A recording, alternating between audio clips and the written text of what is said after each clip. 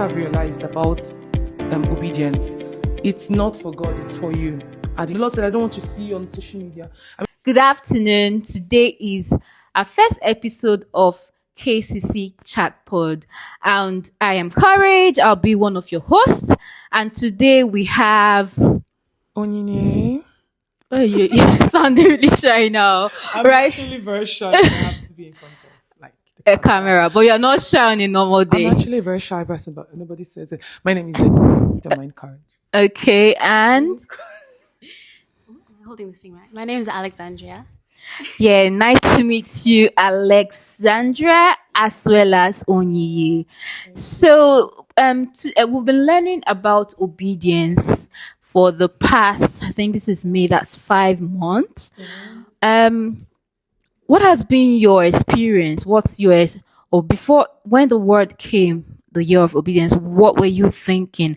I will start with Onyiye. What was in your mind? To start with, she put me on the spot. I didn't prepare for this. Whatever I say here. Okay, I think I made a little note. Let's see. So about obedience, what was on my mind?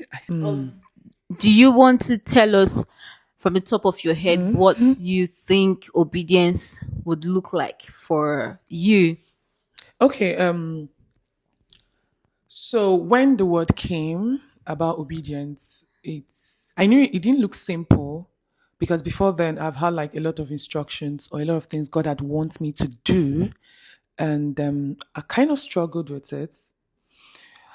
So when it was revealed that it was the year of obedience, I think one of the things the Lord told me was that in this year, when people that obey my word will eat of the land, and that obedience is not a choice, it's a must. Like he's not recommending obedience, he's instructing, he's commanding obedience. So I think I knew it wasn't an easy part. It looks like, oh yes, Lord, I love you. I would obey you. I love you. Would you follow me? Yes, I would follow you. Would you work with me? Yes, I'll work with you. But when the Lord starts demanding some specific things, it's like, Lord, we could do this, but don't touch this. So yeah, yeah, like Lord, let's just do this. But you say this part, please, Lord, don't touch it. So I knew that obedience, and with what Pastor had said, it's complete. There's no partial obedience. Partial obedience is disobedience. So I don't know if I answered your question, but I think you really touched on it because that's so resounding. That obedience is not something that is recommended. It's something that is a must. It's not a suggestion. It's just you must do it. You just have to do it. And for you, Alex, what does obedience look like for you? In a day-to-day life, as a student, obedience is doing what the teacher asks of me. So like, do this assignment or project and just follow through with that.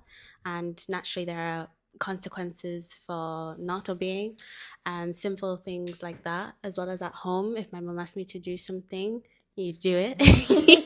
In an African household, the parent tells you to do something, you do it. They ask once and then you do it. And the same thing is with God. And like you were saying, it's not a choice. You think you have partial obedience is disobedience. I like that. And in relation with God in my life at the moment, I think it's Romans 14. One of the last verses, it says, it's a sin to know what to do and not do it. And I think that for me, I think Pastor was just touching on it when he was closing, that what something worse than ignorance is having the knowledge and choosing not to do it. So that is, for me, in relation to obedience, it's really important to, especially if you know that God's saying don't do this, but then you're like, I'm gonna do it anyways. It's you deliberately and intentionally like going against his word. So I think the best way for obedience is to understand the opposite, disobedience, and seeing how that affects your life. But I know the times where I have obeyed or just trusted, I've never regretted it. So in other words, obedience is hard, but It's hard. is with God's grace we can pull through. Yes. And for you, obedience seems or looks like obeying your parents, obeying your teachers In a day-to-day life. in your day to day life. How about you? Onyi? What would you say obedience looks like for you in your day to day life? Obedience could be, as someone that works in a corporate organization, it could be, what instance could I give now? I mean, there's lot of instance.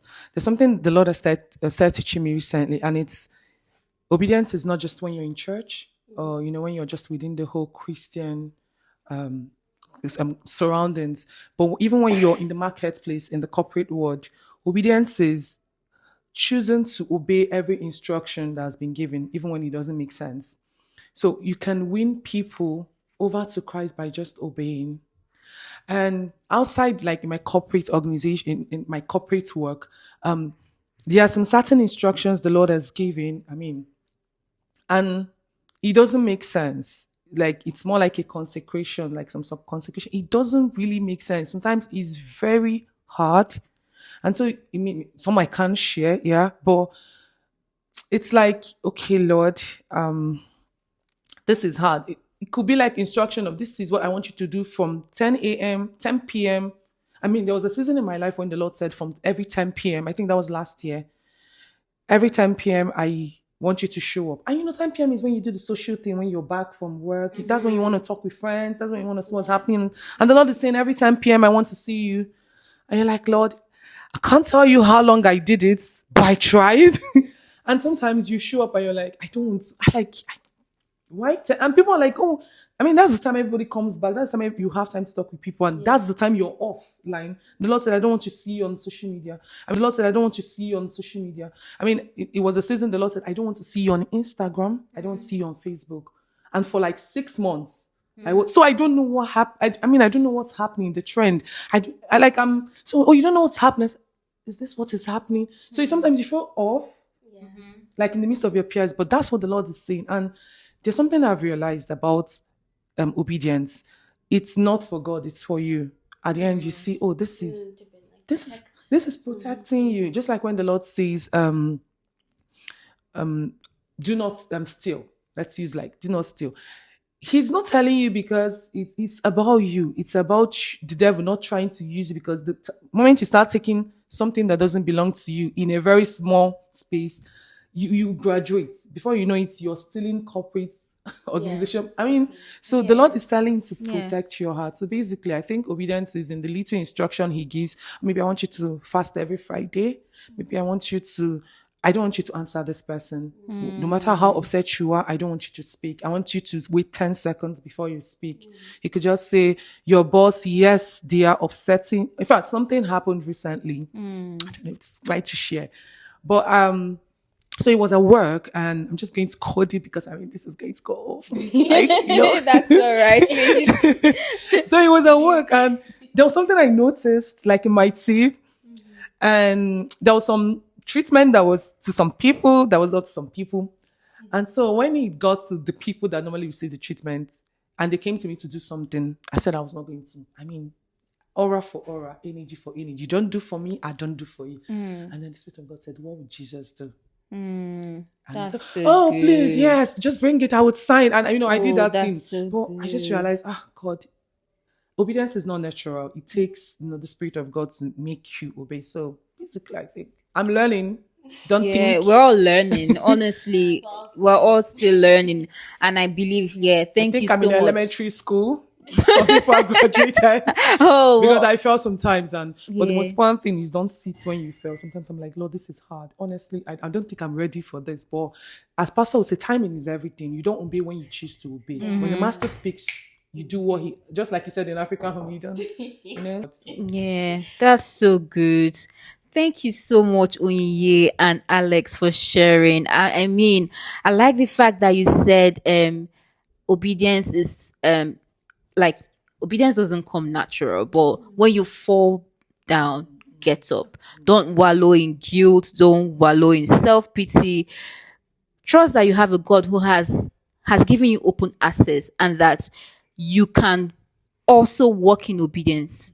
You don't have to feel that good when when you catch yourself falling, realize that you have a God who is merciful, that has grace and has access, and is ready to kind of welcome you in open arms, and you would kind of just love upon him. Thank you so much, and I'll see you next time. Bye.